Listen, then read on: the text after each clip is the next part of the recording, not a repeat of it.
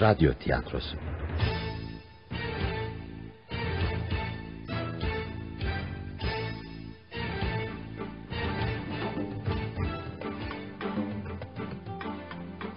Şöminedeki Katil.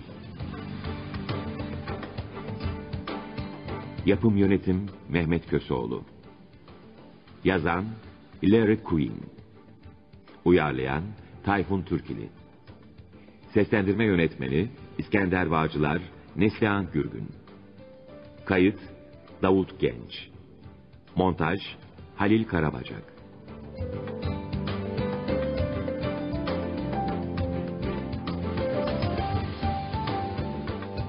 Soğuk bir Şubat günü. Londra şehri. Zenginliği kadar delilikleriyle de ünlü salmış Hatter ailesinin en yaşlı üyesi Baba York Hatter, kentin limanında ölü olarak bulundu. Ceset tanınmayacak haldeydi.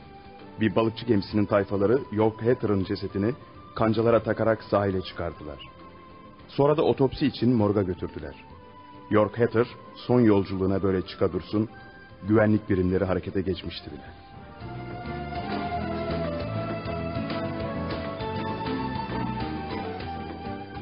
Doktor Şenik, York Hatter'ın ölüm sebebi neymiş?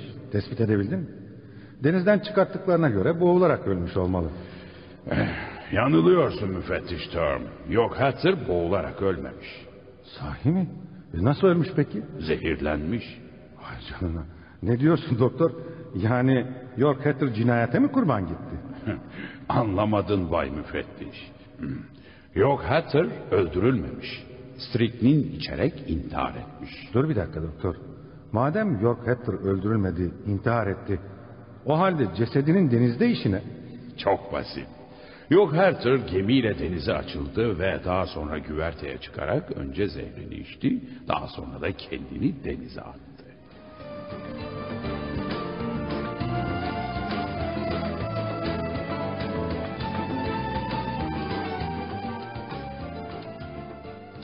Başınız sağ olsun Bayan Emily.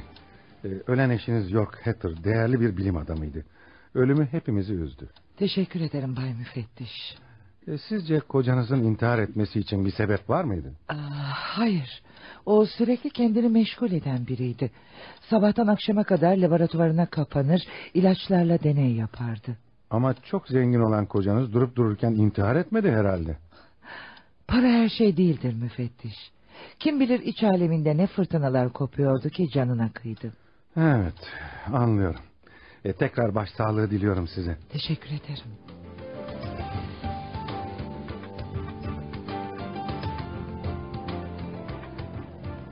Doktor Merriam, siz Hatter'ların aile doktorusunuz değil mi?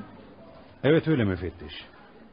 York Hatter'ın intiharındaki sır perdesini aydınlatmak istiyorum. Bu konuda bize yardım edebilir misiniz? Nasıl bir yardım müfettiş? Bilmiyorum, bunu siz söyleyeceksiniz.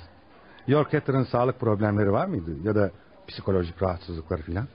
Bakın müfettiş, prensip olarak hastalarımın hakkında bilgi vermek yanlısı değilim. Biliyorsunuz Hatter'lar İngiltere'nin çok önemli bir ailesidir. Bazı şeylerin basına sızdırılması onlara zarar verebilir. Basına bilgi vermeyeceğimizde emin olabilirsiniz doktor. Amacımız York Hatter'ı intihara götüren sebebi öğrenip dosyayı kapatmak. Peki, size güveniyorum. York Hatter psikolojik problemleri olan biriydi. Mesela ne gibi? Irsi de olabilir. Adeta kanında delilik mikrobu vardı. Ölme ve öldürme arzusu hisseden, akli dengesi bozuk, çılgın biriydi. Vay canına.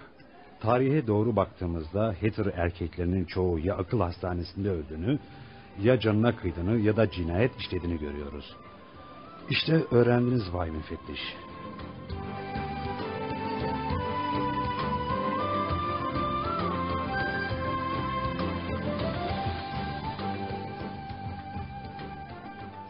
O süt sizin değil. Bırakın bardağı Jackie. Sen karışma, pis hemşire, cicem işte. İçemezsin. Jackie, Bırak diyorum. Jackie rahat dur diyorum sana. Elindeki o bardağı bırak. Bırakmayacağım işte. Canım süt içmek istiyor. Hayır içmeyeceksin. Bırak diyorum sana. İçeyim de gör. O sütün Louis Alan'a ait olduğunu biliyorsun Jackie. Sana kaç kere onun sütünü içmemeni söylemiştim. Fakat ben... bana bir şeyler oluyor. Jackie ne oldu sana? Jackie. Bilmiyorum. Çok fenayım anne. Yardım edin. Jackie bayıldı, buraya gelin çabuk. Bayan Emily buraya gelin çabuk. Jackie ne oldu? Jackie'ye ne oldu Martha? Bilmiyorum efendim. Biraz süt içti, sonra da düşüp fenalaştı. Aman Allah'ım. Bayan Smith, çabuk Doktor Marion'a telefon et. Hemen buraya gelsin, çabuk Peki ol. Bayan Emily. Martha, sen de Jackie'yi alıp odasına götür hadi. Peki efendim. Gel. Hadi gel Jackie, seni odana götüreyim. Midem çok bulanıyor anne. Korkma canım. Doktor gelsin, seni hemen iyileştirecek. Bu şeyler yiyip mideni bozuyorsun. Tamam Bayan Emily. Doktoru aradım, hemen geleceğini söyledi. Aman tanrım, şuraya bakın Bayan Emily. Ne oldu Bayan Smith? Köpeğe bakın. Köpeğe ne oldu? Bilmiyorum ama köpek ölüyor galiba. Bayan Barbara'nın köpeği can çekişiyor. Olur şey değil. Biraz önce canavar gibiydi. Ne oldu bu hayvana? Bilmiyorum. Küçük Jackie'nin yere döktüğü sütten içtikten sonra böyle oldu galiba. Ne? Sütten mi içti? Evet. Olamaz. Köpek öldü Bayan Emily.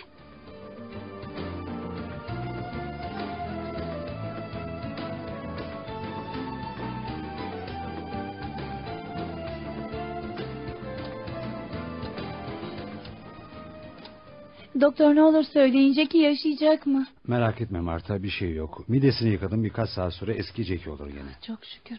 Ona bir şey olacak diye öyle korktum ki. Ne oldu da Jackie birdenbire midesini bozdu?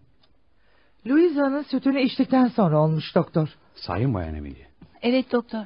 Jackie 2 yudum almıştı ki birden inleyerek yere düştü. Allah Allah. Şu sütü görebilir miyim? Tabii. Martha, süt bardağını getirebilir misin? Tabii. Zaten dibinde az bir şey kalmıştı. Buyurun doktor. Teşekkür ederim Marta. Çok ilginç. Ne oldu doktor? Sütün içinde bir şey mi var yoksa? Evet Bayan Emily. Strychnine. Aman Allah'ım. Zehir ha? Zaten köpeğin halinden anlamıştım. Köpeğe ne oldu? Öldü doktor. Jackie'nin yere döktüğü sütten içmişti. Ya bu çok ciddi bir olay. Kim yaptı bunu ha? Kim yaptı? Zehri sütün içine kim koydu? Neler oluyor burada? Söyler misiniz? Doktor neden geldi buraya? Marta, oğluma ne oldu? Az önce onun odasında uyurken gördüm. Bilmiyorum Konrad. İçtiği süt dokunmuş galiba. Saçmalama Marta, süt neden dokunsun ki Jackie'ye? Biri sütün içine zehir koymuş Konrad. Evet Anne ya. ne söylediğinin farkında mısın sen? Olamaz. Zehra. Allah'tan Jackie 1-2 yudum almış. Ama olan Barbara'nın köpeğine oldu. Benim köpeğime mi? Söyleyin, ne oldu Tommy'ye? Yere dökülen sütü içince öldü Barbara. Ne? Tommy, zavallı köpeğim, zavallı miniğim. İnanılır gibi değil. İyi ama kim yapabilir böyle bir şeyi? Kim yapabilir böyle bir alçaklığı anne? Kimin yaptığı belli değil. Ama bunu mutlaka öğreneceğim. Anne lütfen sakin ol. Nasıl sakin olurum? Anlamıyor musunuz? Asıl kurban Jackie değildi, Louisa'ydı. Louisa mı? Bundan emin misiniz Bayan Emily? Elbette. O yumurtalı süt Louisa'nındı doktor. Louisa her gün aynı saatte sütünü içerdi. Bunu bu evde yaşayan herkes bilir. Söyleyin bakalım. İçinizden hanginiz zavallı Louisa'yı zehirlemek istedi? Anne nasıl böyle konuşabiliyorsun? Kim o kör, sağır ve dilsiz kızı öldürmek isteyebilir ki? Lütfen bizleri suçlama anne. Hangimiz böyle bir alçaklığı yapabiliriz? Hanginiz mi? Hepiniz. Hepiniz ondan nefret ediyorsunuz. Fırsat bulsanız bir kaşık suda boğacaksınız o zavallı kızı. Louisa sizin üvey kardeşiniz. Bu yüzden onu sevmiyorsunuz. Bilmiyor muyum sanıyorsunuz sen? Bilmiyor muyum? Jackie'nin açgözlülüğü Louisa'nın hayatını kurtardı. Ama az kalsın Jackie ölecekti. Süte kim zehir kattı? Soruyorum, kim? Bayan Emily, rica ederim biraz sakin olun. Fikrinizi öğrenmek istersem sorarım doktor. Siz bu işe burnunuzu sokmayın lütfen. Maalesef burnumu soktum bile. Ne demek istiyorsunuz? Ortada bir cinayete teşebbüs olayı var. Bu yüzden durumu polise bildirmek zorundayım.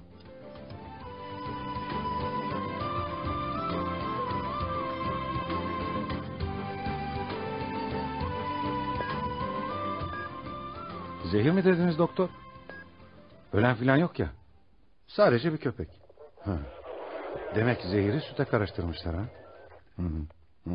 Anlıyorum. Tabii. Bildirdiğiniz için teşekkür ederim. Biz gereken tahkikatı yaparız. İyi günler.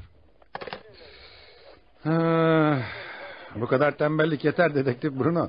Kalk bakalım. Hatter'ların malikanesine gidiyoruz. Bakıyorum o malikaneyi pek sevdiniz müfettiş. Daha geçen hafta oraya intihar eden York Hatter'ın ilgili soruşturma yapmak için gitmemiş miydik? Evet ama bu seferki başka. Ne olmuş? Cinayete teşebbüs. Ne? Cinayete teşebbüs mü? Peki kim kimi öldürmek istemiş? Kimin bu cinayete teşebbüs ettiği bilinmiyor. Ama birisi süte zehir karıştırmış. Küçük bir çocuk ölümden dönmüş. Bir köpekse ölmüş. Vay canına. Ne malikane be. Ya memleketin en zengin insanları yaşıyor orada. Dostum, delilik parayla değil ki. Hı.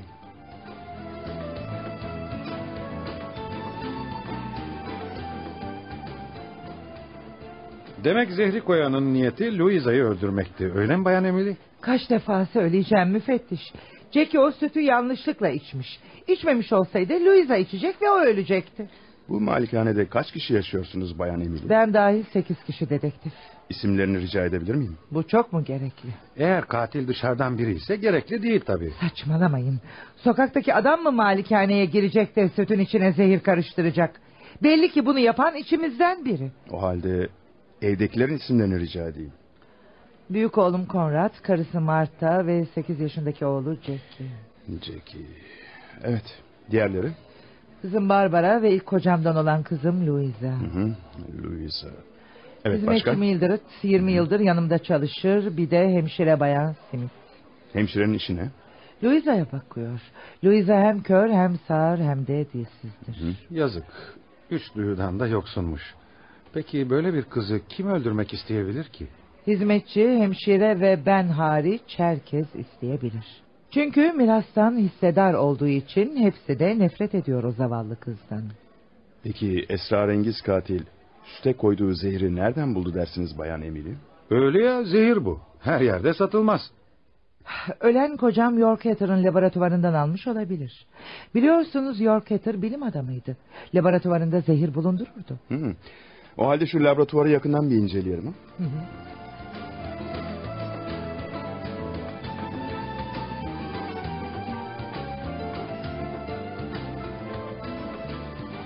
İşte Yorkhatter'ın laboratuvarı burası. Kocanız zehirleri nerede saklıyordu Bayan Emily? Şurada bir dolap olacaktı. Üzerinde de kuru kafa resmi vardı. Tamam, ben buldum. İçini açıp bakalım hemen. Amma da şişe var burada. Hepsinde de zehir var galiba. İşte aradığım şeyi buldum. Bakın 2 tane şişe. Üzerinde strychnine yazıyor. İyi ama şişenin biri boş. Bu da katilin stricnine'i bu laboratuvardan aldığını gösteriyor bize. O halde bu laboratuvarı hemen kilit altına alalım. Böylelikle ilk teşebbüsünde başarılı olamayan katilin ikinci kez Louisa'yı zehirle öldürmesine engel oluruz.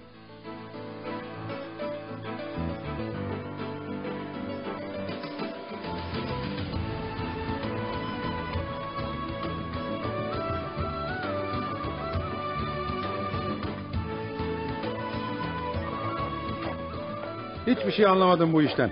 Şu ana kadar tek tespitimiz katilin zehri nereden bulduğu. Malikanedekilerin hepsini sorguya çektik ama sütün içine zehri koyanın kim olduğunu öğrenemedik. Bunu öğrenmek kolay değil. Bunu öğrenmek için Herkül Poirot olmak gerek. O da kim ki? Şu Agatha Christie'nin romanlarındaki pos bıyıklı ufak tefek polis hafiyesi. Hani her türlü karışık cinayet çözen dedektif. Saçmalama. Bu esrarengiz olayı çözmek için roman kahramanına gerek yok. Bu işi ikimiz çözeceğiz. Aslında şüpheliler elimizde. Sadece içlerinden birisini tutuklayacağız. Kimi mesela? Bayan Emily Hatter'ı listeden sil. Evin reisi o. Louisa'ya ne kadar düşkün olduğu ortada. Hizmetçi Mildred'ı da sil. Evin emektarı çünkü. Küçük Jackie'yi de geç. 8 yaşında bir çocuk zehirden filan anlamaz. Şu kör, sağır, dilsiz kızın bakıcısı hemşire Smith'i de şüpheliler listesinden çıkarabiliriz. Geriye kala kala Emily Hatter'ın çocukları ve geleni kaldı. Bence Kontrat Hatter'ın karısı Bayan Marta'yı da şüpheliler listesinden çıkarabiliriz müfettiş. Neden? O kadın zavallının teki. Sorgu sırasında 2 kelimeyi bir araya getiremedi. Bu duruma göre katil adayı olarak geriye 3 kişi kaldı Bruno. Konrad Hatter ve kız kardeşi Barbara Hatter. Sence süte zehri koyan bu 2 kişiden biri mi? Öyle gözüküyor müfettiş. Tabii dışarıdan biri yapmadıysa. Ya ama o zavallı kör, sağır, dilsiz Louisa'yı kim ve hangi sebeple öldürmek isteyebilir ki? Bu işte kimin menfaati olabilir ki?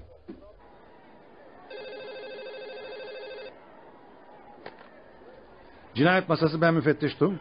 Müfettiş, ben Konrad Hatter. Tanıdınız mı beni? Emily Hatter'ın büyük oğlu. Evet, tanıdım tabii. Hayrola, bir şey mi oldu Bay Konrad? Dinleyin müfettiş. Çok korkunç bir şey oldu. Sakin olun Bay Konrad. Ne oldu, anlatın. Cinayet müfettiş. Köşkte bir cinayet işlendi. Ne? Cinayet mi? Nasıl anlatacağımı bilemiyorum ama korkunç bir cinayet işlendi. Hemen buraya gelseniz iyi olur. Bir dakika Bay Konrad. Öldürülen kim? Louisa mı? Hayır müfettiş. Belki inanmayacaksınız ama öldürülen Louisa değil.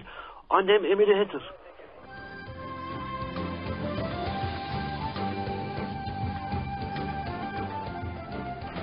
Hala annemin öldürülmesine inanamıyorum müfettiş. Böyle bir alçaklığı kim yapabilir? Düşündükçe aklım almıyor. Zavallı annem.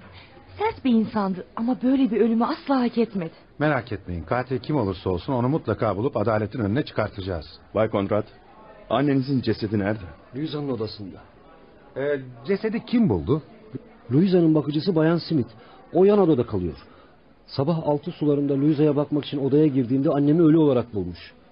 Ha, yani anneniz öldürüldüğünde Louisa yanında mıydı? Evet, annem hep Louisa ile yatardı. Ha, peki Louisa ne yapıyormuş o sırada? Yerde baygın bir vaziyette yatıyormuş. Alnında kocaman bir şiş varmış. Doktor Miriam'a göre kız yere düştüğü zaman alnını çarpmış. Annemin öldüğünden haberi var mıydı bilmiyorum. Peki, teşekkür ederiz Bay Konrad. Dedektif, gel biz cinayetin işlendiği odaya gidelim.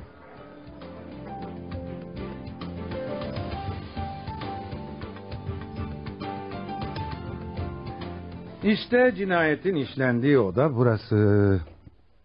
İstersen fazla dolaşmayalım. Hı. İçeride katilin bıraktığı izler olabilir. Haklısın. Bak, yerde ayak izleri var. Evet, hem de çok bariz bir şekilde görülüyor. O yerdeki beyaz toz da ne öyle? Pudraya benziyor, şimdi anlarız. Yanılmamışım. Talk pudrasıymış. Anlaşılan katil kaçarken veya cinayetini işlerken masanın üzerinde duran talk pudrasını düşürmüş ve sonra da bilmeden üzerine basmış. Bu ayak izleri hiç hoşuma gitmedi. Pek göze batacak şekilde bırakılmış gibi. İzlerden anlaşıldığına göre ayakkabının 40 numara ve topuklarının da bir hayli eski olduğu anlaşılıyor. Çavuşa söyleyeyim de malikanedeki bütün ayakkabıları kontrol etsin. Diğer izlerde galiba Louisa'ya ait. Olabilir. Kız yataktan kalkmış, biraz ilerlemiş. Sonra karyolanın ayak ucunda kendisini korkutan, bayıltan bir şeyle karşılaşmış. Ama ne? İşte cinayet aleti de burada. Ha? Telleri kırılmış bir mandolin. Evet. Mandolinin kenarı hala kan içinde. Ne güzel bir cinayet aleti değil mi? Bir müzik aletinin insanı öldüreceğini aklıma bile getiremezdim. İyi kullanıldığı takdirde her şey insanı öldürebilir. Anlaşılan esrarengiz katil yalnız Louisa'ya değil, bütün Hatter ailesine düşman. Selam beyler. Çok geç kalmadım ya. İşte polis doktoru geldi. Merhaba Şirin. Yalnız elini çabuk tut. 3 saatten beri buradayız. Merak etme müfettiş. Ölüler çok sabırlıdır. Şimdi muayenemi yaparım. Çok ilginç. Çok ilginç. Ne oldu doktor? Bu kadını mandolin öldürmemiş müfettiş. Hı? Daha doğrusu mandolinle indirilen darbeler kafi derecede kuvvetli değilmiş. Peki ölüm sebebi ne sence? Emily Hatter'ın kalbi varmış.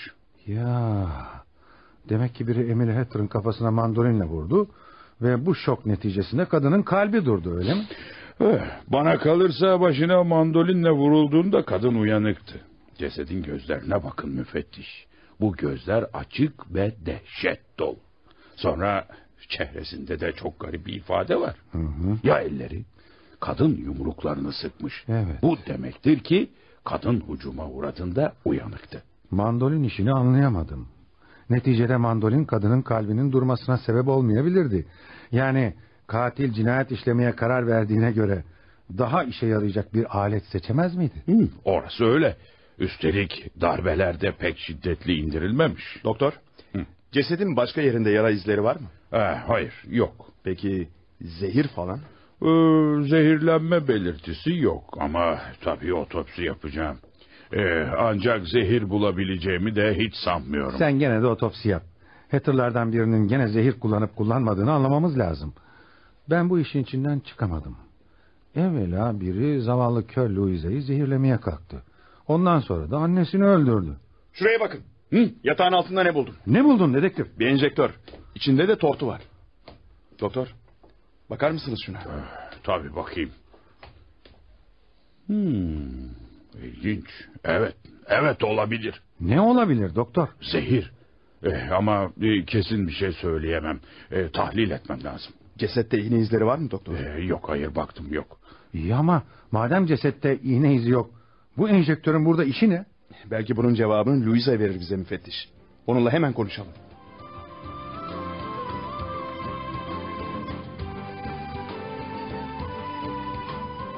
Hadi Louisa, bu üzümlerden yemen lazım güzelim.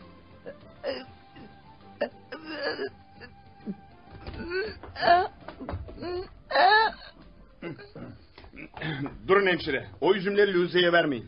Ay, korkuttunuz beni baylar. Affedersiniz. Ben dedektif Bruno. Bu da müfettiş Tum. Bayan Emily Hatter'ın ölümüyle ilgili tahkikat yapıyoruz. Neden Louisa'ya üzüm vermemi istemiyorsunuz? Onların zehirli olmasından şüpheleniyoruz. Aman Allah'ım. Louisa kaç üzüm yedi hemşire? Birkaç tane. Doktor Schilling. Louisa'nın bir şey yok ya. Görünürde her şey iyi gibi. Bir şey yok sanırım. Çok şükür geç kalmamışız. Kör kızın zehirlenmesinden mi korkuyorsunuz baylar? Evet doktor. Bundan eminim. Meyveleri görüyor musunuz? Üzüm, muz ve 3 tane de armut. Hemşire, Louisa hangi meyveleri severdi? Louisa bütün meyveleri sever ama en çok da armudu. Peki, Bayan Emily Hatter hangi meyveleri severdi?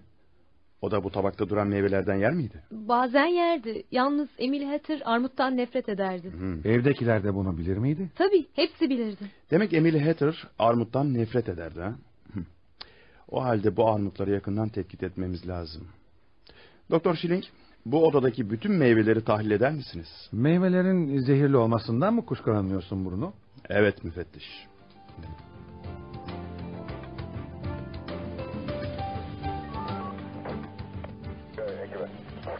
Nereye varmak istediğini anlayamadım dedektif. Neden meyvelerin tahlilini istedin ki? Cinayet mandolinle işlenmiş. Hayır. Ben Emily Hatter'ın katilin asıl hedefi olduğunu sanmıyorum. Nasıl yani? Katil Emily Hatter'ı yanlışlıkla mı öldürdü? Eğer meyveler zehirli çıkarsa evet. Yani sence katilin asıl hedefi Louisa mı? Bu sorunuzun cevabını Doktor Schilling bizi aradığı zaman vereceğim.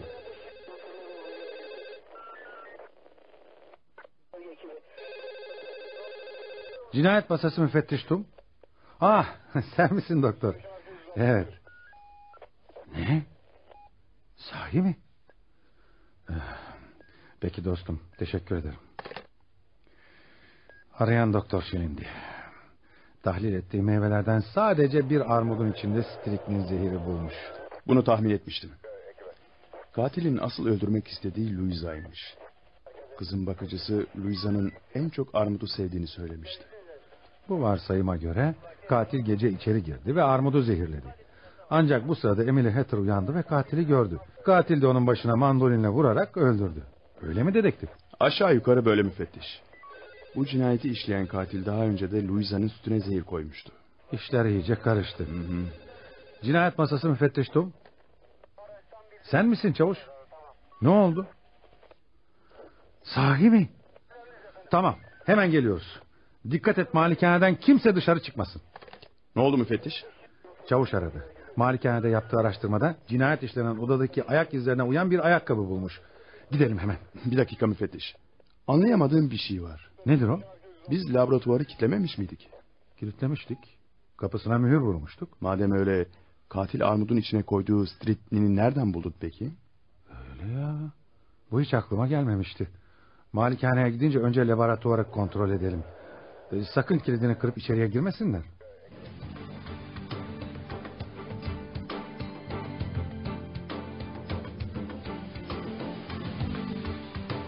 Allah Allah. Laboratuvarın kapısı kilitli, görüyor musun? Evet. Ama açıp içeri girmek zorundayız müfettiş. Katilin stritnini buradan alıp almadığını öğrenmenin tek yolu laboratuvardaki eczacı dolabına bakmak. Haklısın. Hadi içeri girelim. İşte açtım. Gel bakalım. Bir dakika müfettiş. Ne oldu? Yerlere baksanıza, bir karış toz. Yerde ayak izi bile yok.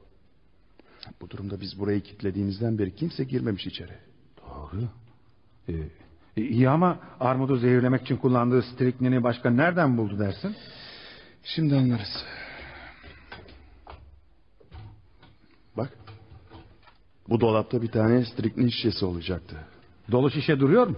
Ne yazık ki hayır. Striknin buradan alınmış. İyi ama nasıl olur?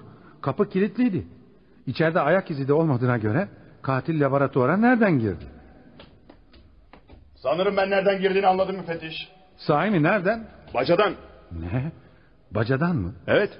Bakın bacaya. Laboratuvarın bacası rahatça inilip çıkılabilir. Öyle yapılmış. Vay canına. Doğru. Bacanın içinde çatıya çıkan demir basamaklar bile var. Hemen bacanın yanına bir gözcü koyduracağım. Evet. Şimdi de yukarı çıkıp malikanedekileri sorguya çekelim.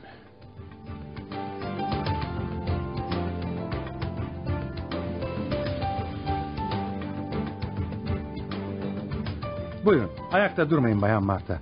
Siz de öyle Bay Kondrat. Buyurun. ederim. Dün gece neredeydiniz Bay Kondrat? Ne demek istiyorsunuz müfettiş? Yani benden mi şüpheleniyorsunuz? Bay Kondrat, katil bulununcaya kadar herkesten şüphelenmek bizim görevimiz. Delirmişsiniz siz. Öldürülen bizim annemizdi.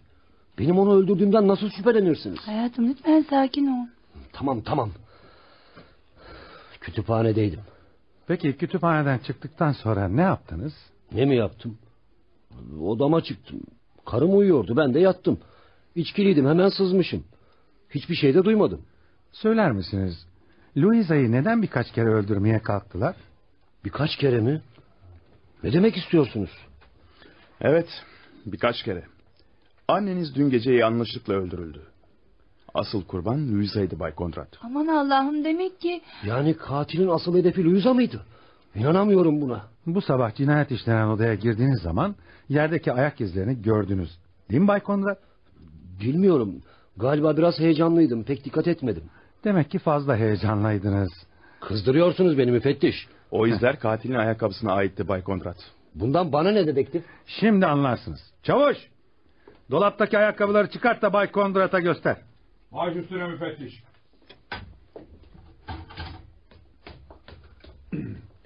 Buyurun müfettiş. Teşekkür ederim çavuş. Bay Kondrat, elimdeki şu ayakkabıları daha evvelce görmüş müydünüz? Evet, bunlar benim eski ayakkabılarım. Nerede duruyordu bu ayakkabılar? Yatak odamdaki dolapta. Bu ayakkabıları en son ne zaman giydiniz? Geçen yaz giymiştim. Sana onları atmanı söylemiştim Marta. Neden atmadın? Affedersin Konrad, unutmuşum. Unutmuşmuş. Ama nasıl unutursun Marta? Tartışmayı kesin lütfen. Size bunları neden gösteriyorum biliyor musunuz Bay Konrad? Çünkü bu ayakkabılar Louisa'nın odasındaki ayak izlerine tamamen uyuyor da ondan. Bana bakın. Ben bu ayakkabıları 1 yıldır giymiyorum. Hem ayakkabılar benim olsa bile bu benim annemi öldürdüğümü ispatlamaz ki. Belki. Ama sizi de cinayetin 1 numaralı sanığı yapar Bay Kondrat. Ne yani? Şimdi siz beni cinayetle mi suçluyorsunuz? Şimdilik kimseyi suçlamıyoruz. Bu iş aydınlanıncaya kadar şehirden çıkmanızı yasaklıyorum Bay Kondrat.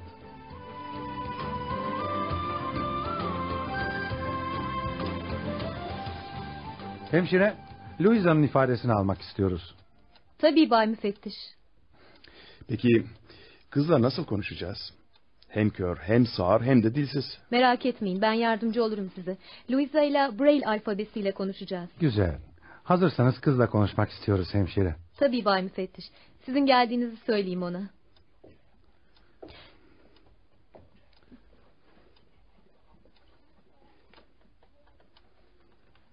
Louisa, hayatım, polisler seninle konuşmak istiyor.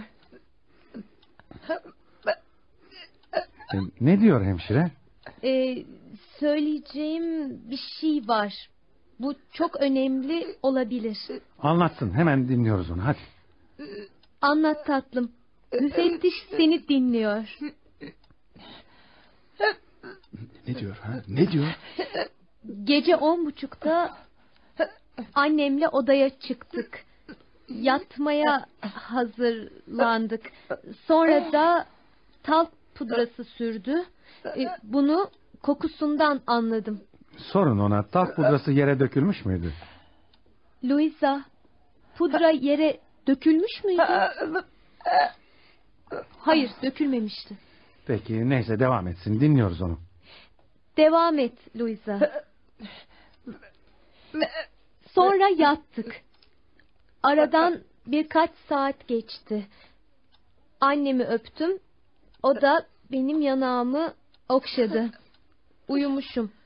Fakat benim için gece gündüz birdir. Bu yüzden pek rahat uyuyamam. Aradan ne kadar zaman geçti bilemiyorum. Birdenbire uyandım. Bana odada başka birileri daha varmış gibi geldi.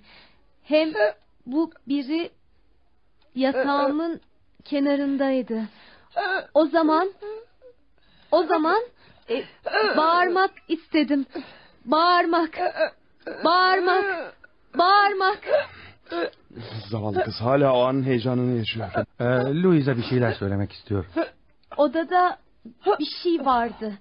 Ama ne olduğunu anlayamadım. Annem olamazdı bu. Hislerim bana odada tehlike olduğunu söylüyordu. Yataktan kalkıp kaçmaya karar verdim. Bir iki adım attım. Kolumu uzattıktan sonra parmaklarım bir şeye süründü. Bir yüzdü bu. Bir insan yüzü. Bir yüz mü? Bu güzel işte. Hemşire, sizden bir ricam olacak. Louisa'ya söyleyin, o gece yataktan kalktığı zamanki hareketleri tekrarlayabilir mi acaba? Peki efendim. Louisa, hayatım, o gece yataktan kalkarken nasıl hareket ettin? Tekrarlar mısın?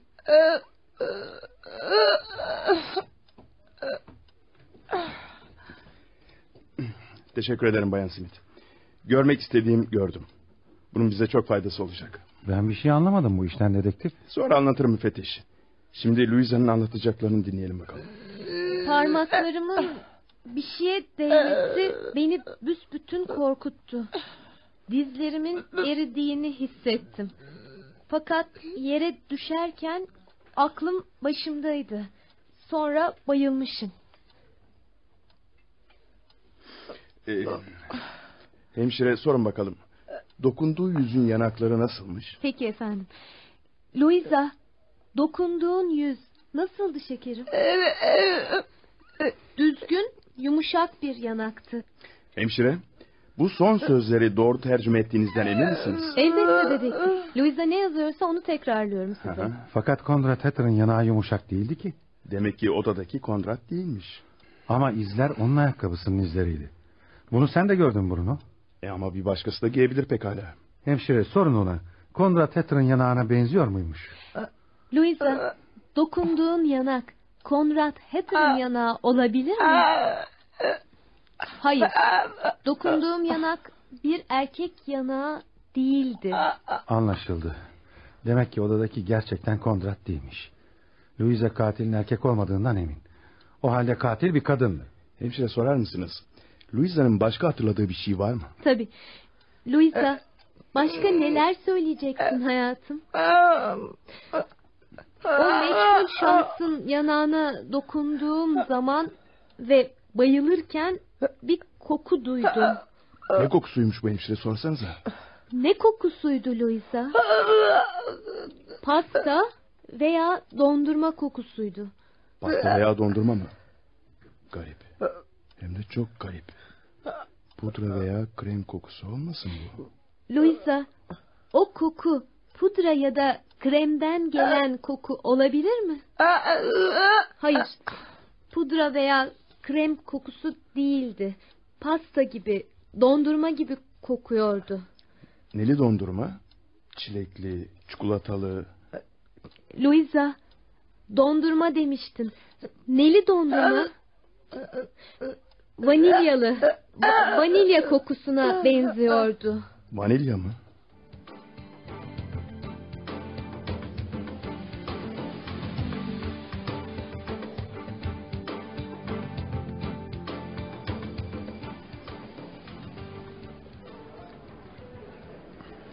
Siz benimle cinayet masasına gelmiyor musunuz müfettiş? Hayır dedektif, siz gidin.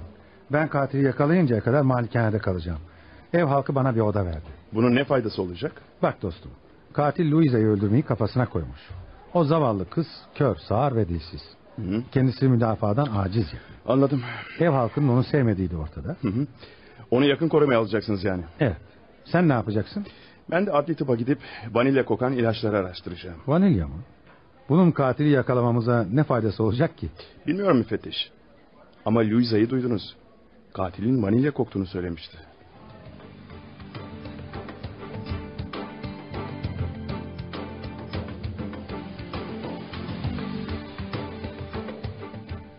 Merhaba Doktor Schilling. Aha, dedektif siz misiniz? Hayrola, sizi morga sürükleyen nedir acaba? Siz aynı zamanda zehir uzmanısınız, öyle değil mi doktor? Evet, öyle sayılır. Güzel. Bir koku hakkında malumat almak istiyordum. Koku mu? Morgda kokudan bol bir şey yok ki dostum. Benim aradığım koku öyle değil Doktor Schilling. Görünüşte tatlı, hoş bir koku. Katille ilgili. Nasıl bir koku bu dedektif? Vanilya kokusu. Vanilya kokusu mu? Hatter cinayetine bir de vanilya mı karıştı? Ha, işte bu çok tuhaf. Onun gibi bir şey. Vanilya, makyaj malzemesi, pasta, evet, çikolata, parfüm, vanilya kokusu, bunlar da olabilir. Peki doktor, vanilya kokan bir madde, ilaç ya da zehir var mı? Hayır, böyle bir zehir aklıma gelmiyor. Yalnız bazen merhemlere hoş koku versin diye koyabiliyorlar. Peki vanilyayı hangi ilaçlara koyarlar? Bildiğim kadarıyla merhemlere koyarlar. Peru Belsemi isimli bir ilaç var. Ah, evet. Evet, o aynen vanilya gibi kokar. Peki bu ilaç neye yarar? Basit bir cilt merhemidir. Cilt hastalıklarında kullanılır. Cilt hastalıkları mı? Çok garip.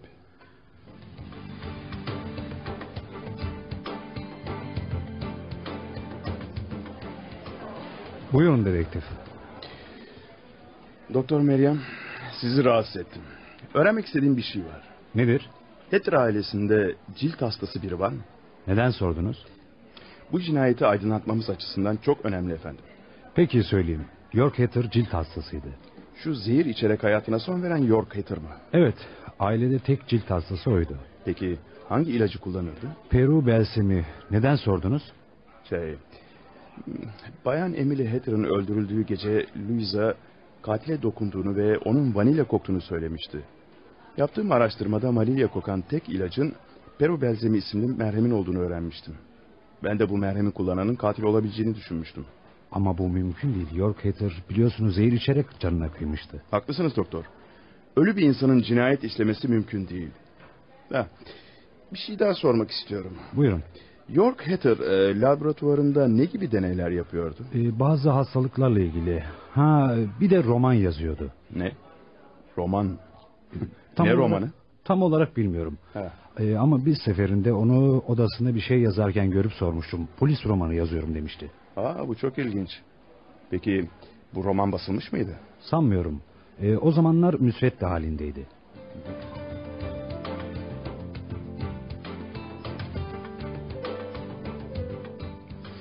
Çavuş, laboratuvarın kapısını açar mısın? Tabii efendim. Buyurun gidin. Ne arayacaksınız laboratuvarda? Bir roman. Cinayetin esrarı bu laboratuvarda yatıyor. Şu York Hatter'ın yazdığı polis romanının müsveddelerini bulursam belki bu olayı çözebilirim.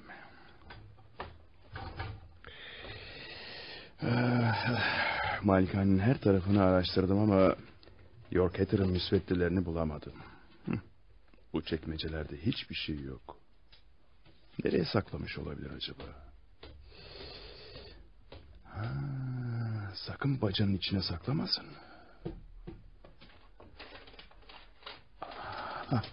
Bu da ne böyle?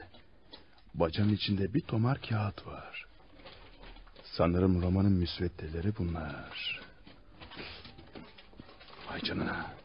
Bu bir dosya. Sanırım aradığımı buldum. Şöminedeki katil. Polis romanı. Yazan York Hatter.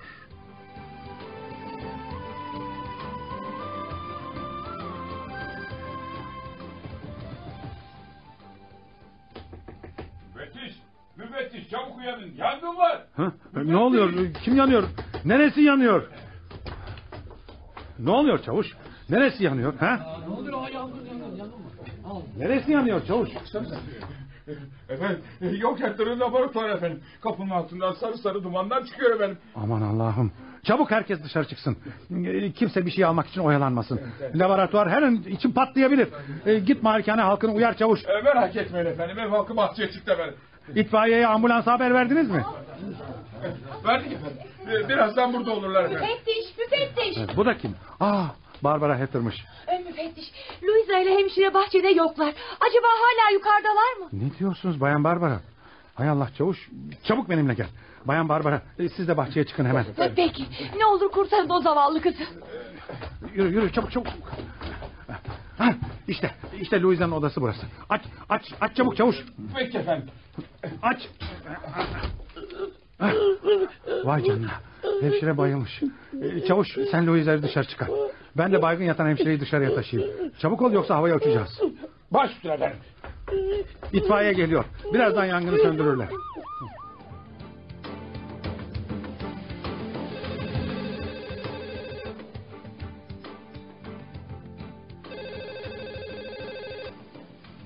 Buyurun.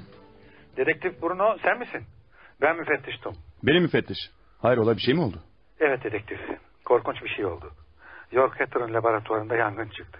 İyi ama laboratuvarın kapısının önünde çavuş nöbet tutacaktı. O bir şey görmemiş mi? Görmemiş. Zaten seni aramamız nedeni de bu. Laboratuvarın üzerindeki bacanın yanına da bir gözcü koymuştum. Kendisi bacadan kimsenin girmediğine yemin ediyor. Demek içeri kimse girmedi. Ama laboratuvar yandı öyle mi? Evet dedektif. Buraya gelsen iyi olacak.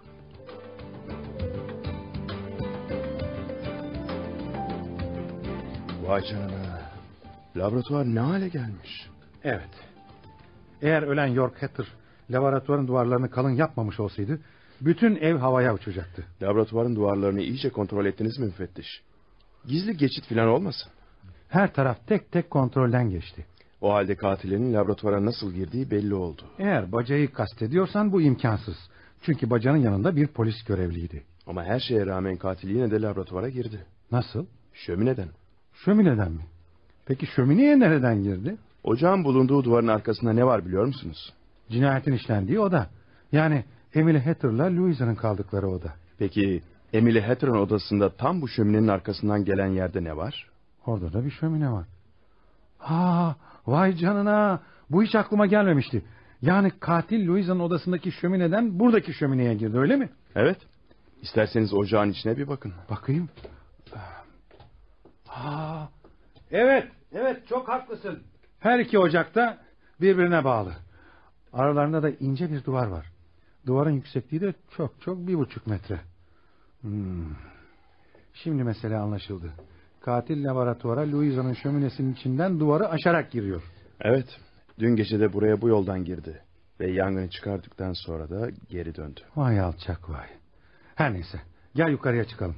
Birazdan avukat gelip Emily Hatter'ın vasiyetnamesini okuyacak. Belki bir ipucu yakalayabiliriz.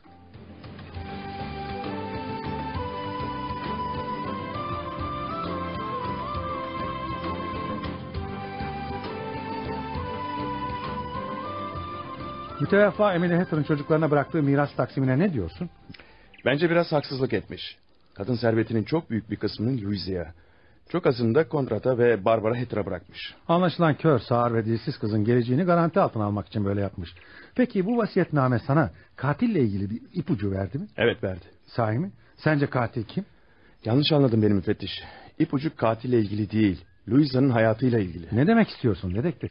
Çünkü Emily Hatter vasiyetnamesinde Louisa'nın ölümü halinde genç kızın hissesine düşen $1 milyon diğer kardeşlerine taksimini istemiş. Sence bu yüzden Louisa'yı öldürebilirler mi? Evet, $1 milyon az para değil. O halde malikanede gerekli tertibatı hazırlayayım. Bütün katlara 3'er tane polis koyduracağım.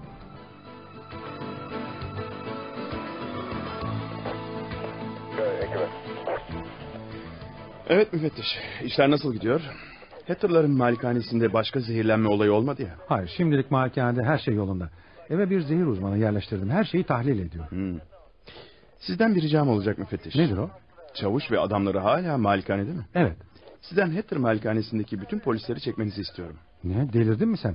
Bu takdirde katil meydanı boş bulacak. Zaten benim istediğim de bu. Fakat evde birinin bulunup evdekileri koruması lazım. Bu isteğim beni sorumluluk altına sokuyor. Merak etmeyin müfettiş. Evde biri bulunacak. Kim? Ben.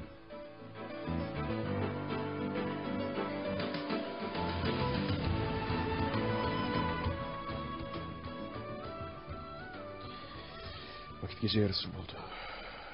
Tahminim doğru çıkarsa katil bu gece buraya gelecek ve Louisa'yı öldürmeye kalkacak.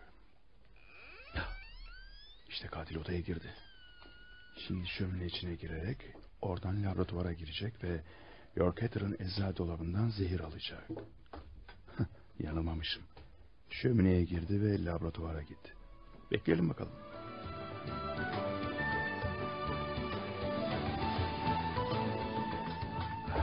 İşte katil ocaktan çıkıyor. Tam tahmin ettiğim gibi. Bakalım ne yapacak. Masanın yanında durdu. Elinde de bir şişe var. Ne yapacak acaba?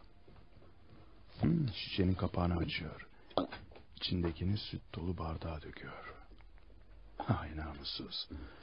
Louisa'nın sütüne zehir karıştırdı. Pencereyi açtı. Oradan da bahçeye atlayıp kaçacak. Bahçeye atladı. Pencereyi de çekti. Niye gitmiyor? Ne bekliyor orada? Gel Louisa, seni yatırayım tatlım. Vakit çok geç oldu. Hemşireyle Louisa odaya girdi. Dur ama önce sütünü içireyim. Hadi iç tatlım. Aferin. Hadi şimdi de güzelce yat uyu. Ben yan odadayım. İnanılır gibi değil.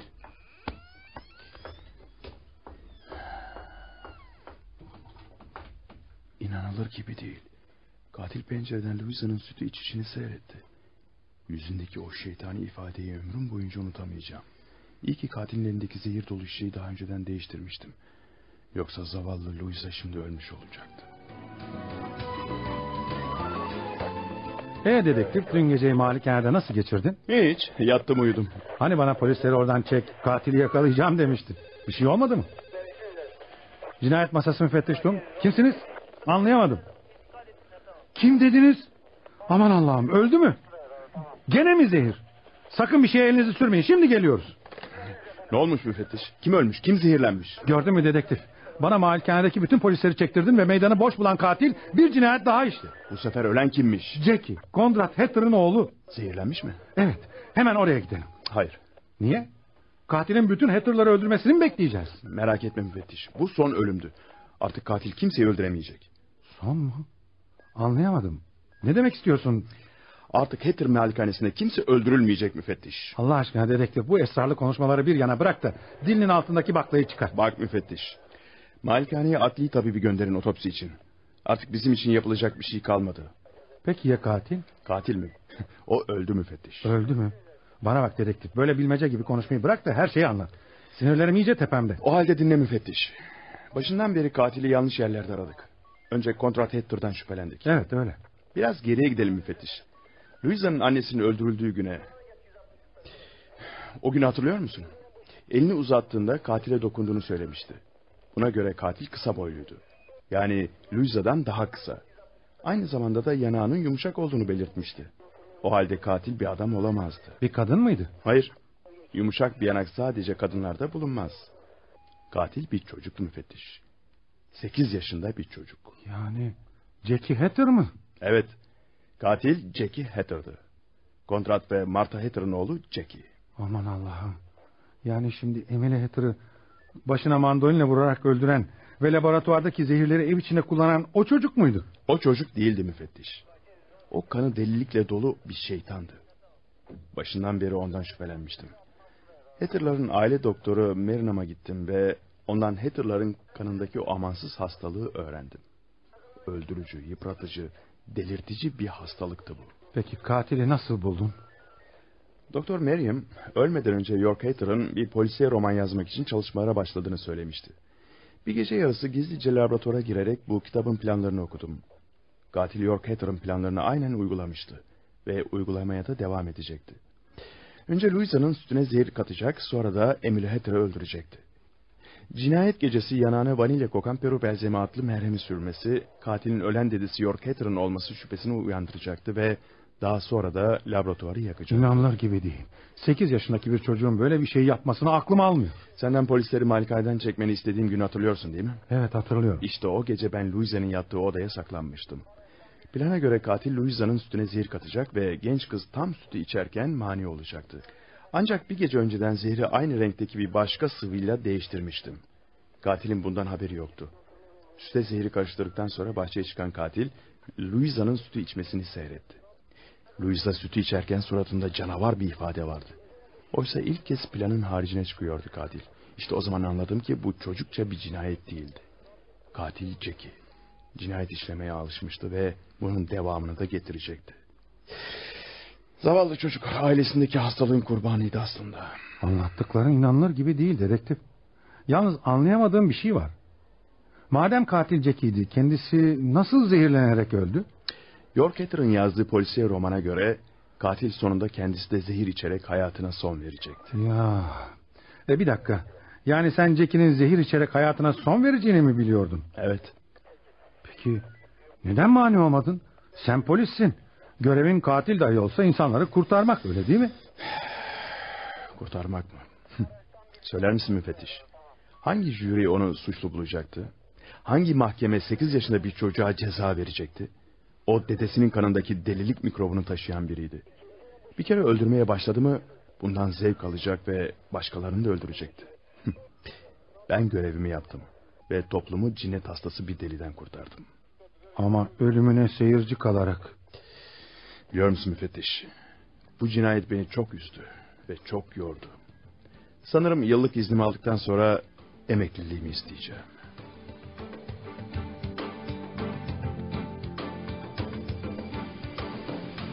Şöminedeki Katil adlı oyunumuzu dinlediniz.